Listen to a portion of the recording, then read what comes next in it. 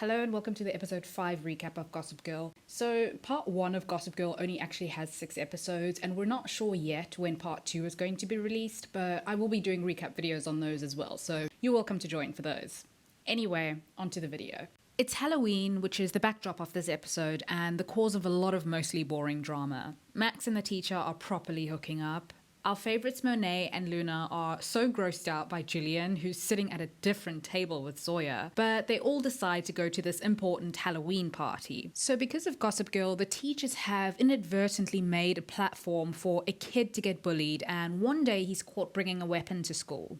Kate is suddenly the voice of reason, telling the others that this is no longer a simple school social experiment, it's getting out of hand and she's unsure about it all, but the other teachers double down. They actually kind of accuse her of thinking too highly of herself now that she has some of her writing getting published in a well-known magazine. It's as though she's too good for Gossip Girl now. She suggests taking a break from posting, but the others don't want to listen to her. It's been a month and Obi says that things with Zoya are kind of When he met her, she was all bubbly, full of ideas, talking all the time, but now she doesn't really talk as much anymore. Their relationship has some growing pains, he says. Zoya is on the bus and she bumps into a hipster guy who carries a brick phone. He's a scholarship kid named Simon and he goes to the same school as the kid who brought the weapon to school. He asks Zoya why she's reading Gossip Girl. He feels that it might contribute to people feeling bad about themselves. We're definitely going to see this guy again. I sense a love triangle. Audrey's mother's up and out of bed, cooking for her. Her mother tells her then that they're going to have to move home, 2 hours away. They're in debt, the family business can't be saved, and when Audrey asks why they can't just sell another one of their houses, the mother says that that wouldn't even cover the cost of maintenance on the house that they currently live in. The gang is at their favorite fancy hangout spot, and Obi is talking to Zoya about how deforestation affects public health, and he asks if she wants to go to some conference about it. Everybody is awkward and bored, including Zoya.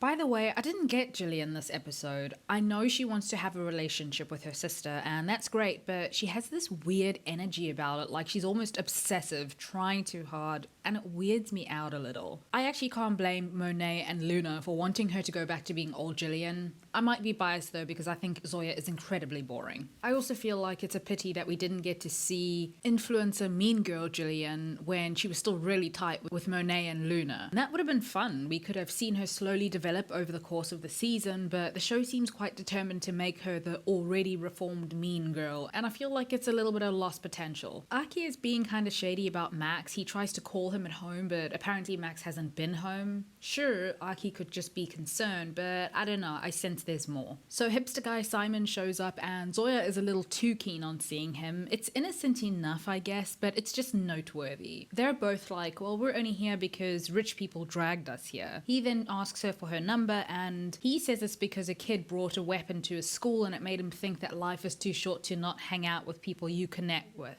I mean, okay, it seems to work because Zoya gives it to him. This next scene with the group and Jillian kind of third wheeling was so awkward, not only because of what was happening, but because of the way it's shot.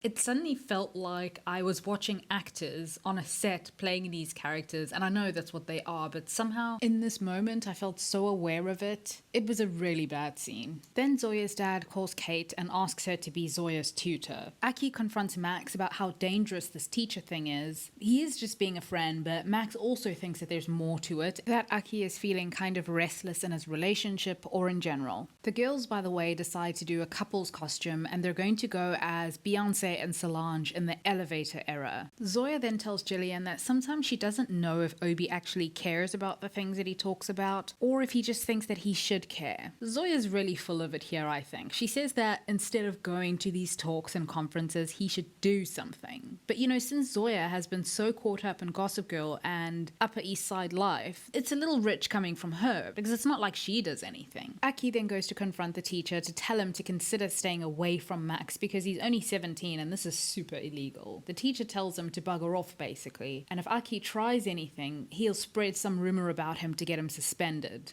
These teachers, am I right? Zoya's dad and Kate are basically happening at this point, even though nothing really physical has happened. Obi then sees a Gossip Girl blast about Zoya and Simon hanging out, but Kate deletes the post, but obviously everybody's already seen it. So they arrive at the party wanting to make a big splashy entrance, but there are a lot of people who show up in the same costume, so it's a fail. Simon, who is either a stalker or an imposter at this point, shows up to the party as well. A lot of drama happens having to do with the costumes. Monet then decides to work for the other girls who are kind of Gillian's nemesis in a way. So they split up. Luna decides to stay with Gillian, so it'll be interesting to see them in competing factions. But Monet and Luna are so good together. I don't know. This was the most interesting part of the episode though for me. Nelly Yuki is there and Obi has been doing some undercover detective work. Turns out that Simon is a researcher for the New York magazine and he wanted to find out who Gossip Girl was. He thought that it would be Zoya, just like Dan was the OG Gossip Girl. By the way, Nelly is pretty much Simon's boss, which is why she was there. Another guy at the party tells Max that he also hooked up with the teacher when he was underage. Later on, when Max confronts the teacher, he says that they were all legal though. The teacher also gets weirdly manipulative, like he tells Max that his friends don't actually care about him, but Max has seen enough I guess, so he walks away from this mess. Aki and Audrey kind of make up again, but they are struggling. She gets a call from the hospital about her mother who has suffered an overdose and she'll be fine, but the recovery will be tough.